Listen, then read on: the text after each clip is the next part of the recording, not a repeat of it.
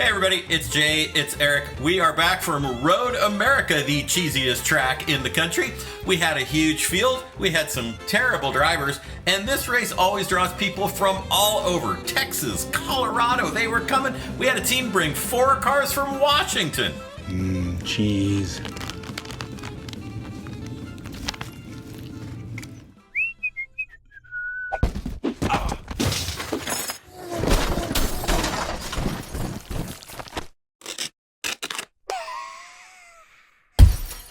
Road America is over 4 miles long. It is a very punishing track, and when you ran the math, 60% of the grid, more than that, didn't even make it to the finish.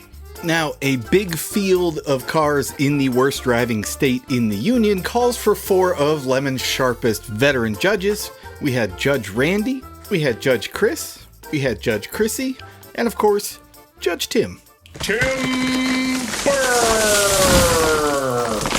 Wood. What can't it do? This message brought to you by the Wood Council. And these judges had their hands full because apparently people in Wisconsin are colorblind. However, that did give them a chance to test an all-new penalty.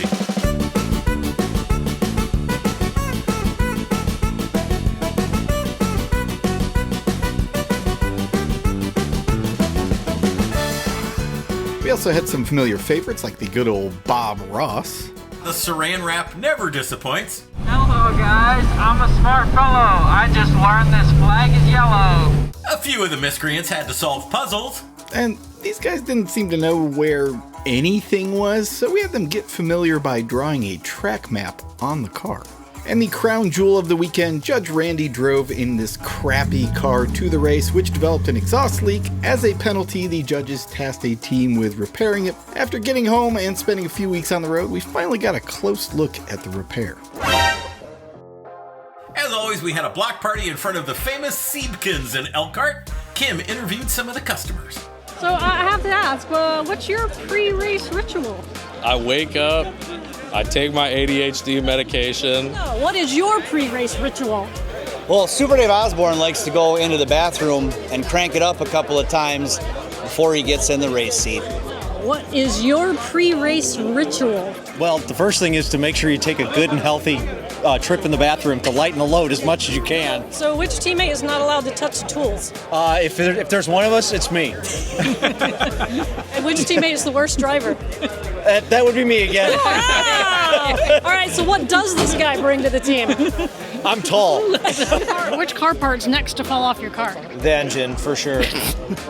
All of it. Nice. Naturally, lots of great themes. We'll start with locomotive performance in their Thomas the Tank Engine Ford Focus.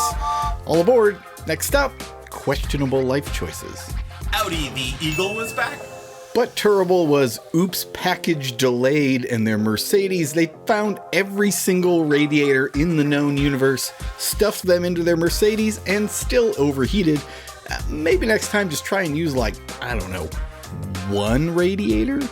Hella sweet, we're just here for the SR. These guys always do great themes. Their theme this time, a mashup of all their great themes. The New World Order Saturn brought the pain to this event. One of the team members received a very convincing beatdown. I'm pretty sure that pro wrestling is real, right, Jay? Absolutely! Yeah, so the guys rode this all the way to 10th place in a Saturn. That's pretty impressive. I'm just worried about where we're going from here. Is it this stratosphere, man? Is it the ionosphere? But terrible horse's ass brought this really boring Mustang and tried to make up for it with a terrible skit. I'm sorry, I'm getting a phone call right now. Yes, dear. Just a minute. Yes. Oh, it's your wife. Oh. Yes. And ultimately got spanked by a Saturn. That's how it goes. Apocalyptic Racing, longtime Lemons racers, occasional Lemons judges. We kind of have to admit we enjoy their irreverence toward the judges. We reject your authority! Hell sweet, the Racing for Nichols Olds Cutlass Sierra was back. This car won IOE like 15 years ago, and they have literally done no maintenance and no repairs on it ever since. Fantastic. I do not understand why everybody in the world is not racing a Cutlass Sierra. get on that, everybody. I completely agree, Eric. I completely agree with that. Lake George Racing drove their Mitsubishi Lancer, which actually isn't the joke, all the way down to Flavortown. They had an excellent Guy Fieri theme and decided that adding downforce was what they were lacking. And as we all know, downforce you can cook on is even better. Team Limits of Liability created a song for us, The Devil Went Down to Elkhart. You probably didn't know it, but I'm a race car driver too. And if you care to take it there, I'll make a bet with you. Now, driving a rusty, crusty piece of crap, but give the devil his due. I bet you Corvette made a goal against your car, but I can do more laps than you. This was the first race I personally missed at Road America in several years. It did not stop Glacial Pace Racing from doing a theme just for me in absentia. No secret that I like baseball and stats and the White Sox, so they did a Black Sox theme, but also, I'm not sure why, but Pete Rose was there.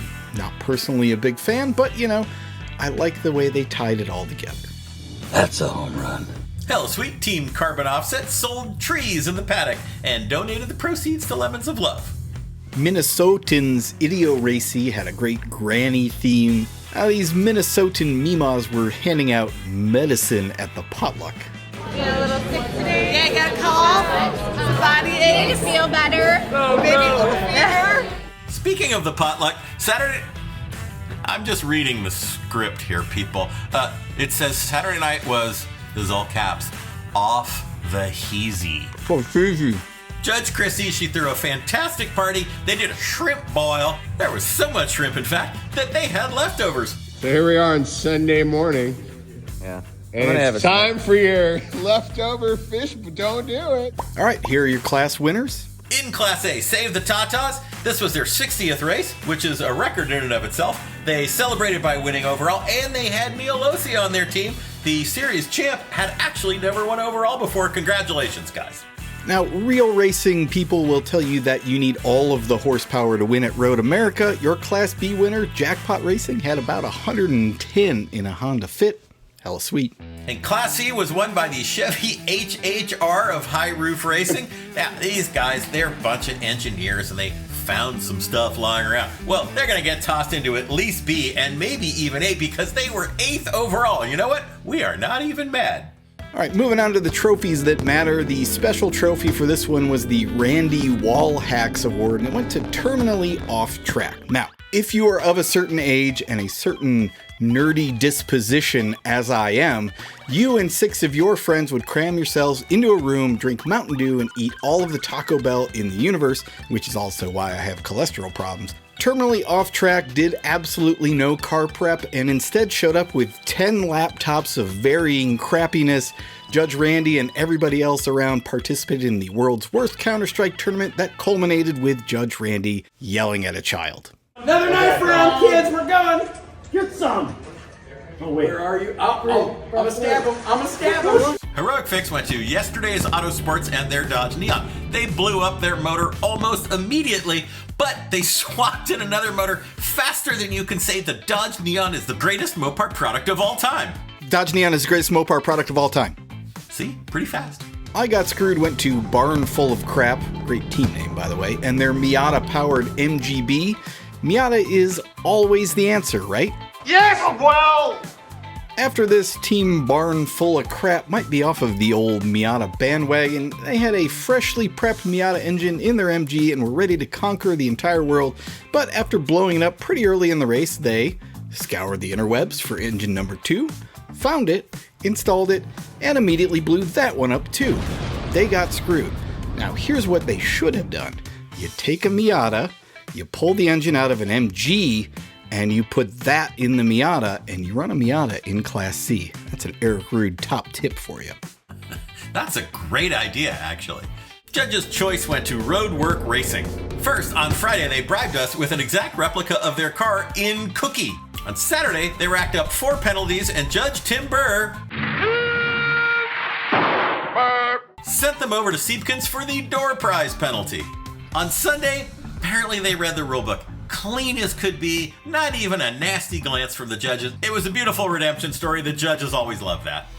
Organizer's choice went to Times for Each Man on the Edmund Fitzgerald. Why is that the team name? Well, the car number is 29, thereby completing 29 times for each man on the Edmund Fitzgerald, the famously tragic shipwreck on Lake Superior. Like the shipwreck namesake, the team set out in their Volvo 245 on a coldish Saturday at Road America, where tragedy struck in the form of their clutch disintegrating. They scoured the local parts stores for one and found a Volvo clutch for a semi-truck. These intrepid sailors did not give up. They decorated their Volvo as if it were laying in situ at the bottom of Lake Superior. We ring the bell for our loss of both Edmund Fitzgeralds, one slightly more tragic than the other. Halloween Meets Gasoline went to Grimace Racing. Nothing can kill the Grimace. Now, the biggest cash prize in Lemons is certainly not for winning. It is for having the best team and working it the hardest all weekend long. That was these guys. Their secret weapon here was the sad meal. What's a sad meal? The sad meal is a therapeutic trio of cigarette, an Old Milwaukee, and a slice of processed cheese. What I love about the sad meal, it is carefully curated to help bad drivers deal with the soul-crushing epiphany that they, in fact, are the problem. They even had a special display dedicated to Dale that had toys inside. All the toys were Lemon's cars. It's absolutely the way you win HMG. Index of Affluency, our prize that goes to the worst car that does the best, went to Rambles & Company and the mythical 1961 Rambler. The Rambler was being run by Lemon's legend and fabricator Albert Wenzel, who announced prior to this race he was done racing and he's going to work on some street car projects. Now, in addition to the Rambler, Albert's checkered history of Lemon's cars includes an Eagle Vision, which I think puts him in the highest echelons of Lemonsdom. Now, he did win an IOE back in 2011, but we didn't award patches, so for the last 14 years he has been fighting tooth and nail to earn that patch to no avail. This was his last chance, and by God he pulled it off. The V6 swapped Rambler was a bit of a lifetime achievement, but it ran. Albert got his last laps in. It was awesome. Somebody can go buy the Rambler right now. Here's Lemons in a nutshell.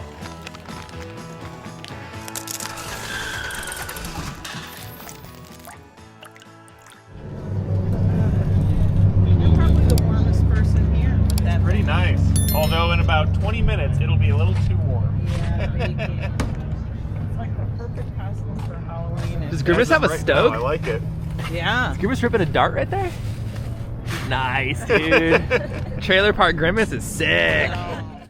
Every second you don't subscribe or watch one of these videos, another Vega is sent to the crusher. Won't you help us save Classic?